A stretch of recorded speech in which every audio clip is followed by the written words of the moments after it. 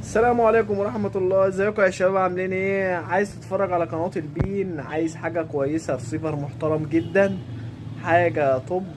تعالى مرشح لك رسيفر كويس جدا.